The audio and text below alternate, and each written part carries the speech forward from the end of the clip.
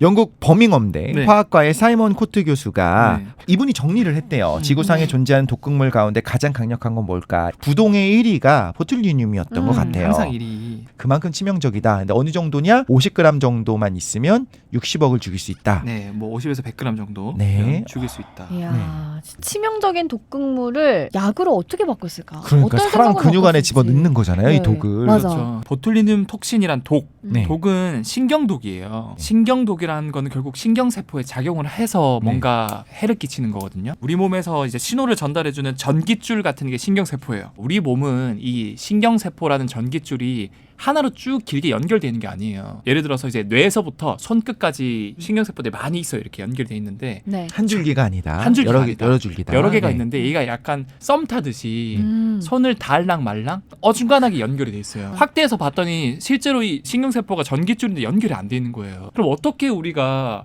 신호가 전달이 될까 봤더니 예를 들어서 엑소신경세포, 가형신경세포, 독시신경세포 이렇게 있는데 네. 제가 이제 가형신경세포에 손 닿을랑 말랑 상태에서 제 손에서 찌릿찌릿. 약간 신경 전달 물질이라고 하는 공들이 있어요. 그 공에 내가 이렇게 뭔가 이제 메시지를 전달하는 거예요. 써가지고. 그래서 밑에 가형신경세포한테 가형아 춤춰 이렇게 해서 공을 던져줘요. 그러니까 가형신경세포가 그걸 받아요. 빈 공간 사이로 그 공을 받고 내가 춤을 춰야 되겠다 해서 이제 근육세포에 춤추도록 이렇게 신호를 전달해 주는 거예요. 아까 보툴리늄 톡신은 어떻게 신경독을 작용하냐? 이 공을 던지는데 네. 이 독이 오면은 그 공을 못 던지게 막아버려요. 그럼 계속 이렇게 던져서 뭔가 신호 전달했는데 낚아채는 거예요. 계속 공을. 이 보툴리늄 톡신이. 그럼 신호 전달 안 되죠. 만약에 그게 폐 쪽이나 심장 쪽에 신호 전달을 해야 되는데 공이 안 가. 그럼 숨이 안 쉬어지고 그치. 심장이 더 이상 안 뛰게 돼서 사망하게 되는 거예요. 네. 그래서 이런 보툴리늄 톡신이 독소로서 작용할 수 있다. 근데 이게 어떻게 약으로 바뀌었냐고요? 희석을 몇억 배로 시켜가지고 국소적으로 턱이라던가 미간이라던가 그쪽에 찌르잖아요. 네. 그럼 심장 쪽은 안 가고 그쪽에서만 작용을 해서 네. 결국 그쪽만 공이 전달 안 되니까 근육이 수축이 안 되고 위압만 되는 거야. 그래서 주름이 쫙 펴지는. 지금 딱 말씀하신 부분이 뭐냐면 이제 신경독이에요. 신경독은 신호 전달 시스템을 어떻게든 교란을 시키는 거예요. 네, 맞아요. 그래서 신경이나 근육에 마비를 일으키는 독인 거고 대표적인 게 보거독, 정갈독, 니코틴 같은 게 그렇다고 해요. 그리고 두 개가 더 있는데 혈액독이라는 게 있고 세포독이라는 게 있어요. 혈액독은 혈액에 작용을 해요. 피가 계속 멎지 않고 나오도록 하는 것도 있을 수 있을 것이고 반대로 혈액 자체를 아예 무슨 순두부처럼 만들 정도로 굳게 만들어 놓은 독도 있을 수 있겠죠. 세포독이 사실 우리가 흔히 생각하는 독에 제일 가까울 수 있을 것 같아요. 맞아요. 방사성 물질 이런 게 대표적으로 세포 자체를 파괴시켜버려요. 세포 안에 독소가 퍼져서 에너지 대사가 차단이 되든가 단백질 합성을 차단시키든가 DNA 변형을 시키든가 해서 이렇게 기형을 유발시키기도 하는 이런 독. 막 괴사한다고 이야기하잖아요. 네. 독을 맞으면. 그거는 이제 말하자면 세포독에 가까울 수 있겠죠. 러시아 푸틴 대통령의 정적이라고 불리는 반정부 인사 네. 알렉세이 나발니라는 인물이 독살당했다는 뉴스 나왔었잖아요. 네. 물론 다행히 깨어났기는 했는데 이런 거 영화에서만 나오는 이야기 아닌가 싶더라고요. 차를 마신 다음에 비행기를 탔는데 갑자기 비행기 안에서 숨도 잘 못 쉬겠고 건강 이상을 호소하면서 의식불명까지 갔었어요. 그러다가 독일로 옮겨져서 독일에서 치료를 받는 가운데 독일 의료진들이 발견을 한 거예요. 독이 있는 것 같다.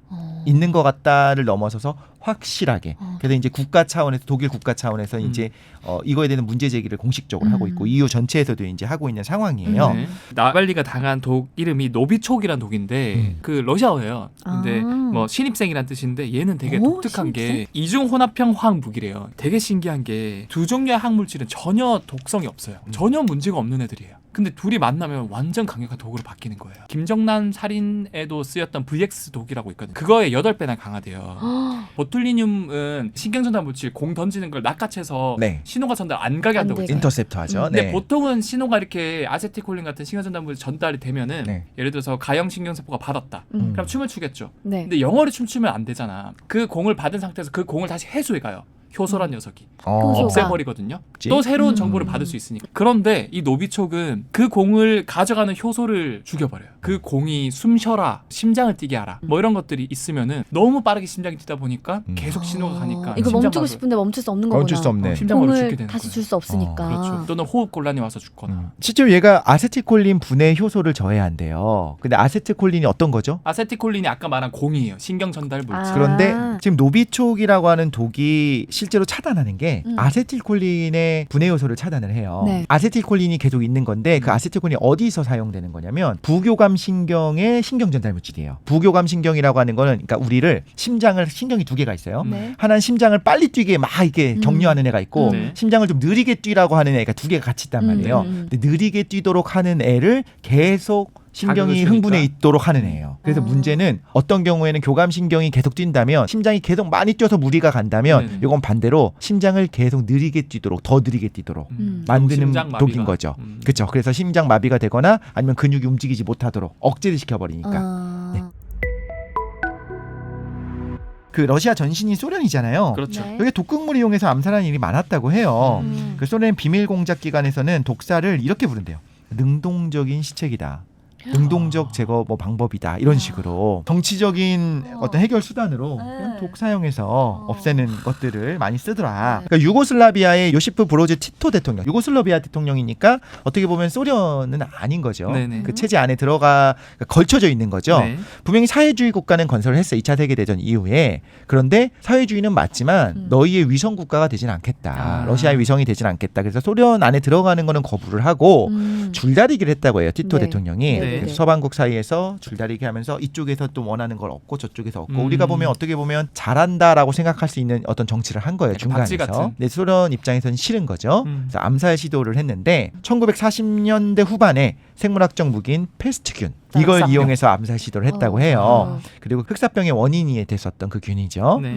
그리고 그 암살범의 경우에는 당연히 자기도 노출될 수 있잖아요. 백신을 미리 맞고 나서 이제 공작에 나섰다라고 영화네요. 합니다. 자기는 맞아도 상관없게끔 만들어 그렇죠. 놓고. 네. 그런데 다행히도 실패로 돌아갔다고 합니다. 팔레스타인 자치정부 수반인 야세르 아라파트라고 하는 인물이 2004년에 사망을 했어요. 근데 감기가 너무 심하게 걸려가지고 프랑스 파리에 있는 이제 군 병원에 입원을 했었어요. 네.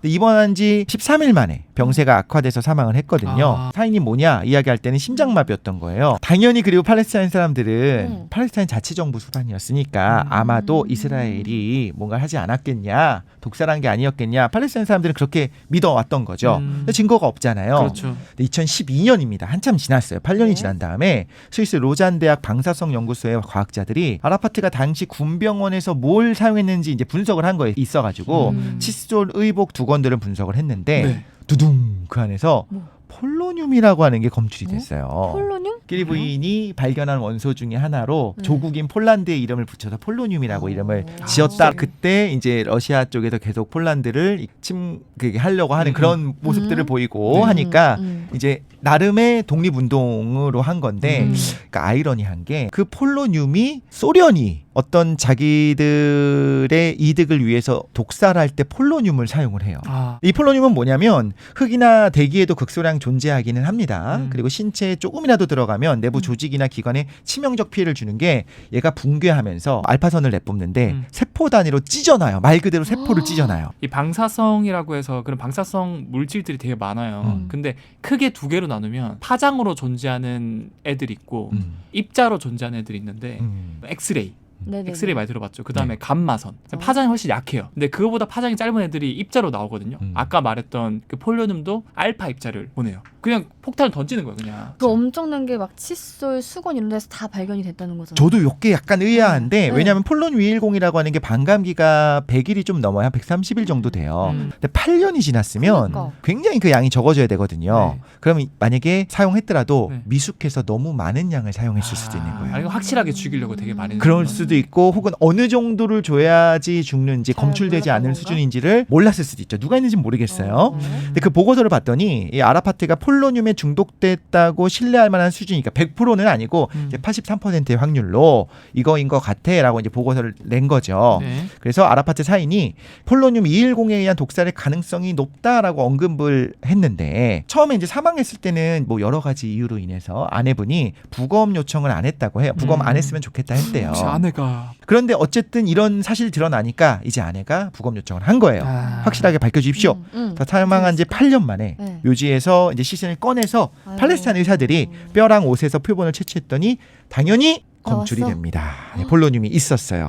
프랑스 법원에서 2015년에 아라파트 독살 수사 종결을 결정을 하는데 증거가 불충분하다.